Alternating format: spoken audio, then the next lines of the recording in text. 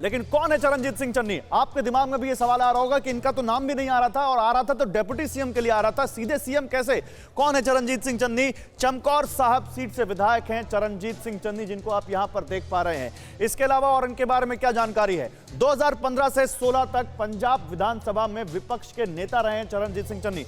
और ये चंडीगढ़ की तस्वीरें, राजभवन की तस्वीरें आ रही हैं जो हम आपको दिखा रहे हैं यहां पर। चरणजीत सिंह चन्नी का प्रोफाइल तो हम आपको बताते रहेंगे, लेकिन मोहित के पास चलते हैं। मोहित, ये राजभवन की तस्वीरें हम देख पा रहे हैं इस वक्त। चरणजीत सिंह चन्नी निकल भी चुके हैं और वहां पर हलचल भी दिख रही है, काफी गाड़ियां दिख रही हैं, काफी वहां पर लोग दिख रहे हैं। जरा बताइए हमें वहां के बारे में।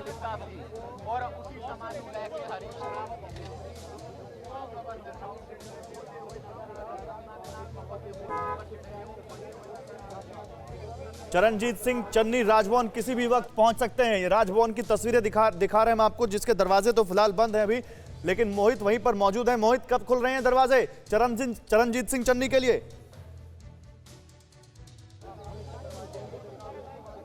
देखिए, चरणजीत सिंह चन्नी के आने से पहले जो अन्य नेता हैं कांग्रेस के, वो यहाँ पर पहुँचना शुरू हुए हैं। उनकी गाड़ियाँ यहाँ पर पहुँची हैं और लगातार ये जो काफिला है ये बढ़ता ही जा रहा है। तमाम जो पूर्व की कैप्टन सरकार में कैबिनेट मंत्री हैं वो यहाँ पर पहुँच रहे हैं और बड़ी संख्या में जो विधायक हैं वो भी चन्नी के साथ हो सकते हैं। तो एकजुट होने का संदेश कांग्रेस देना चाहती है, कोई विवाद ना हो। चरणजीत सिंह चन्नी के नाम को लेकर ये कोशिश की जा रही है। इसी वजह से हरीश रावत खुद यहाँ पर आ रहे हैं।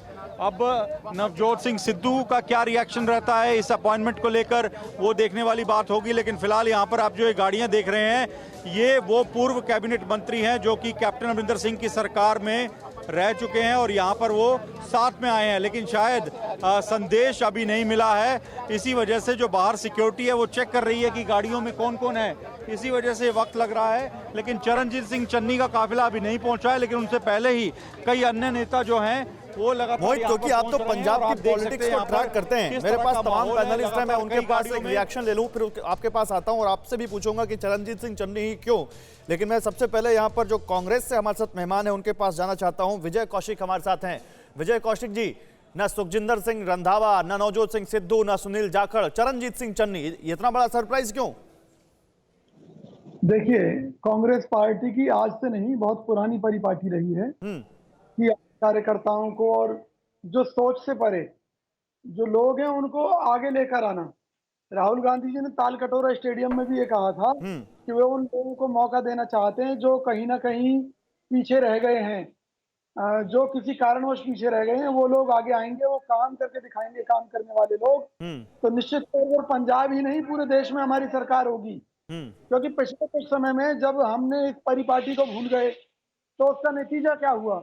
उसका नतीजा ये हुआ कि ये जो छत्रपों के झगड़े जो शुरू होने हो गए ना कांग्रेस पार्टी में, ये उसी का नतीजा था।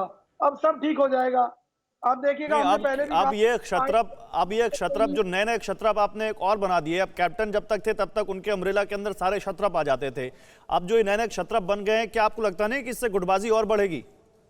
नहीं, इससे पार्टी में एक संदेश जाएगा कि पार्टी हाईकमान से ऊपर कोई नहीं है। पार्टी हाईकमान अच्छा, तो ये किसको जाएगा मैसेज? ये आपने जो बड़ी बात कह दी है, क्या ये सिद्धू के लिए मैसेज है? विजय कौशिक जी से संपर्क टूट गया, लेकिन आरपी सिंह साहब आपसे ही पूछ लेता हूं, क्या ये सिद्धू के लिए मैसेज है? नहीं, देखिए, एक बात बड़ी स्पष्ट है कि वो चन्नी हो, जहां वो रंधावा साहब होते, जहां कोई और होता, मूल मुद्दे तो सब छूट गए।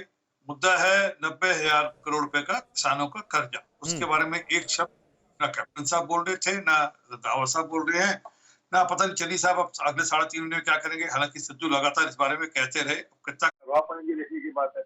मुद्दा है 7 महीने के अंदर नशा मुक्त करने की बात की थी, गुटखा साहब की कसम उठाई।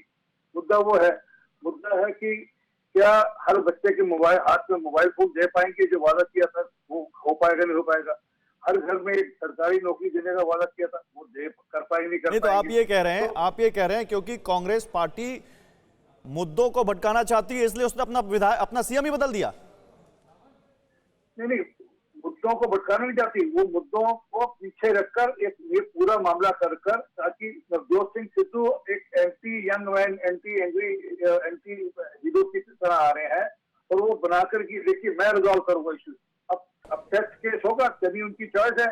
ये वही चन्नी है जिनके ऊपर मीटू का मामला था। अगर आपको याद हो 2018 की अगर मुझे ठीक याद है तो मीटू का मामला था। साहिल संसारी ने कहा था कि मुझे एक भद्दार शेर उन्होंने भेजा, रात को उन्होंने कोई एक शेरोशायरी करते हैं, शेर भेजे एक IAS अधिकारी को। हालांकि बाद में उस मामले को रफा किया गया। ये सच है, ये भी सच है, जब मंत्री थे तो लोगों के तबादले सिक्का उछाल कर करते थे। सिक्का उछालो, देखो कौन सा आदमी मैं तबादला कर दूंगा या नहीं करूंगा। दो डॉक्टर से में से एक को करना था, सिक्का उछाल कर तो फैसला करते हैं। ये इनकी काबिलियत है।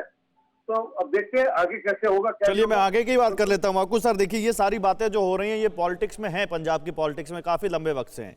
मेरा सवाल ये है कि क्या चरणजीत सिंह चन्नी के नाम का यहाँ पर सिलेक्शन करके पंजाब में कांग्रेस ने 2 मैसेज दिए हैं। एक ये कि सबसे ऊपर आला कमान, और दूसरा ये कि अब चुनावों के लिए भी हमें देखना है और चुनाव के लिए चरण सिंह चन्नी सबसे मुफीद चेहरा है। देखिए, ऐसा नहीं है कि चन्नी की जो चर्निंग हुई है, चर्निंग से जो चन्नी निकले हैं, वो जिस प्रोसेस पे निकले वो बहुत खराब प्रोसेस रहा है।